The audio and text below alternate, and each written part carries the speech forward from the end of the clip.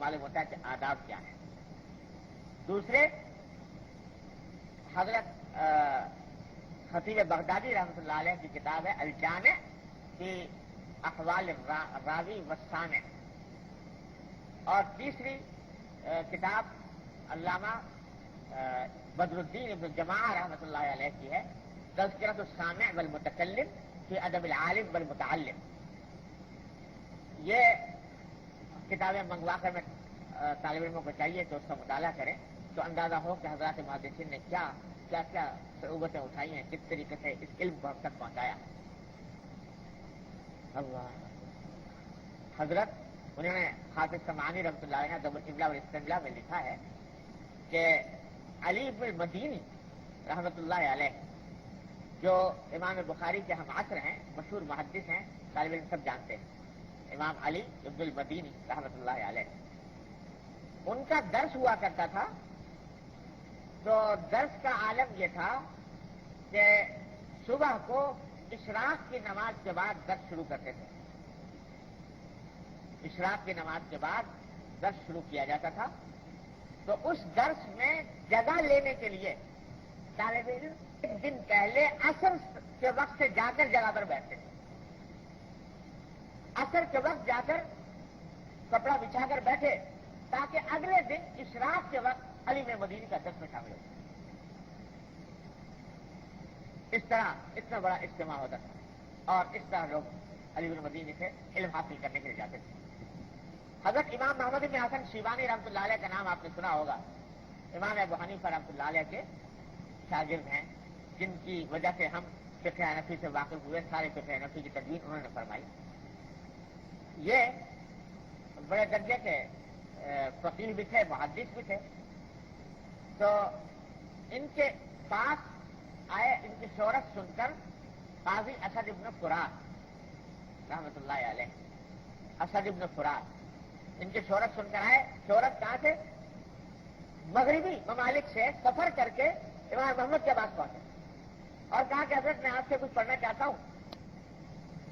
امام محمد بن حسن رحمۃ اللہ نے فرمایا کہ بھائی میرا حال یہ ہے کہ صبح سے لے کر شام تک میرا اوقات اس طرح مصروف ہیں کہ کوئی وقت میرے پاس ہے نہیں, کہاں سے دوں.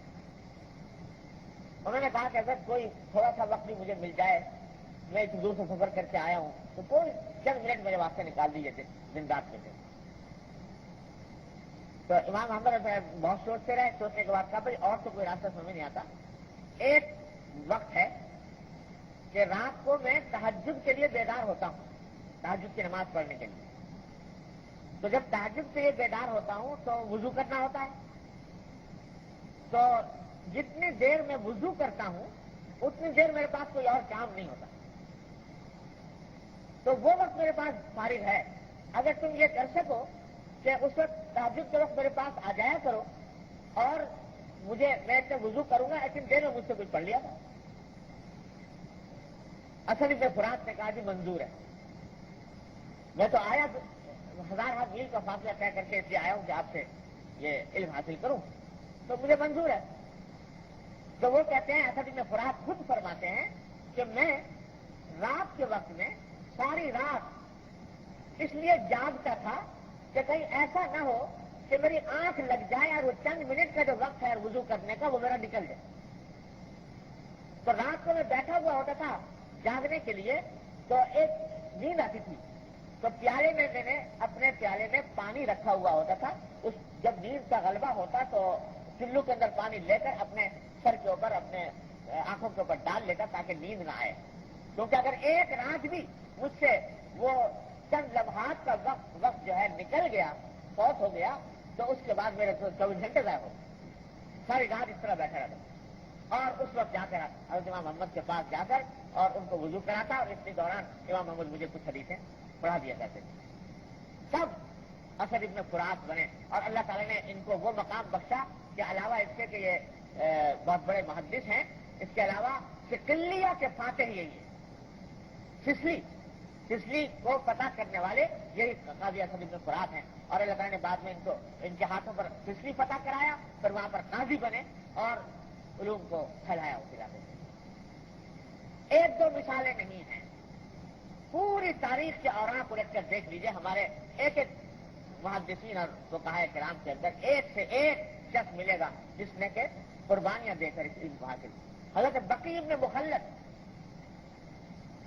طالب علم نام سنا ہوگا، ان کی مشہور کتاب حدیث کی ہے مسند بقی ابن مخلد، مسند لکھی ہے حدیث کے اندر رحمہ اللہ تعالی. یہ اندلس کے رہنے والے، اسپین کے رہنے والے، اور مشرق میں، مشرقی ملکوں میں علم حاصل کرنے کے لیے تشریف لائے، اور یہاں کے لوگوں سے بغداد میں، عراق میں، حجاز میں، شام میں یہاں کے مشائخ سے علم حاصل کیا.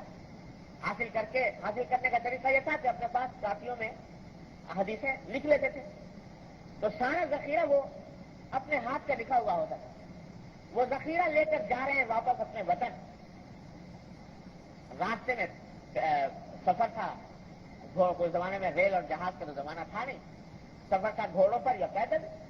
تو اس سفر کے دوران راستے میں بارش آ گئی. بارش میں اپنے بھیگنے کی تو فکر نہیں، فکر یہ کہ جو حدیث کے صحیفے کو لکھ کر لے جا رہا ہوں یہ بارش میں دھل کر ختم ہو جائے. تو ایک درخت کی پناہ لی اور اس درخت کے پاس پہنچنے کے بعد بیٹھے اور ان صحیفوں کو اپنے سینے سے لگا کر، چپکا کر، دوہرے ہو کر ساری رات اس حالت میں گزاری کہ میرے اوپر پانی پڑ جائے لیکن کسی طرح یہ صحیح ہے، حدیث کے محفوظ رہے. تب مسند بقی ابن مخلد تیار ہوئی. تو ایک ایک کسی کے حالات اٹھا کر دیکھیے تو یہی منظر نظر آئے گا کہ کوئی فاقے کر رہا ہے، کوئی مشقتیں اٹھا رہا ہے، کوئی بیماریاں جھیل رہا ہے، کوئی اب تکلیفیں برداشت کر رہا ہے، اس لیے کہ ہمارے اور آپ کے لیے سنت رسول اللہ صلی اللہ علیہ وسلم اس محفوظ شکل میں پہنچے. تو یہ وہ سنت ہے، یہ وہ علم ہے جس کو ہمارے اسلاف نے اس طرح حاصل کیا اور ہمارے لیے یہ پکی پکائی روٹی کی شکل میں یہ کتابیں تیار کر کے بھیج دی. آج ہمارا کام صرف یہ ہے کہ یہ پکی پکائی روٹی نوالا جو ہمارے پاس موجود ہے اس کو منہ میں لے کر اور حلق سے اتار لیں. وہ حلق سے بھی اتارا نہیں جاتا. تو کم از کم اس درس کا آغاز کرنے سے پہلے ذرا سا استحضار کر لیں اس بات کا کہ یہ کیا پڑھنے کے لیے جا رہے ہیں. ایک گزارش تو یہ عرض کرنی تھی اپنے طالب علم ساتھیوں سے، اور میری گزارش ہمیشہ یہ ہوتی ہے طالب علموں سے کہ جب وہ درس حدیث کا آغاز کریں تو اللہ تبارک و تعالیٰ سے رجوع کریں، 2 رکعتیں پڑھ کر اللہ تبارک و تعالیٰ کے حضور دعا کریں کہ اللہ یہ علم ایسا علم ہے کہ ہم اس سے حاصل کرنے کی اہلیت نہیں رکھتے، نہ ہمارے اندر وہ جذبہ، نہ ہمارے اندر وہ صلاحیت، نہ ہمارے اندر وہ اہلیت. لیکن اللہ اہلیت اور صلاحیت ہر چیز کے خالق آپ ہیں، اپنی رحمت اور فضل سے ہمیں اس کا اہل بنائیں. یہ دعا کر کے سبق شروع کریں. یہ تو گزارش ایک کرنی تھی اپنے طالب علم ساتھیوں سے. دوسری بات جو عرض کرنی ہے اسی سیاق میں وہ یہ کہ اس ساری حدیث کا منشا کیا، اور اس کو پڑھنے اور پڑھانے کا. چاہے جتنے علوم کے دریا بہا دو، سند پر کلام کر لو، متن پر کر لو، استنباط احکام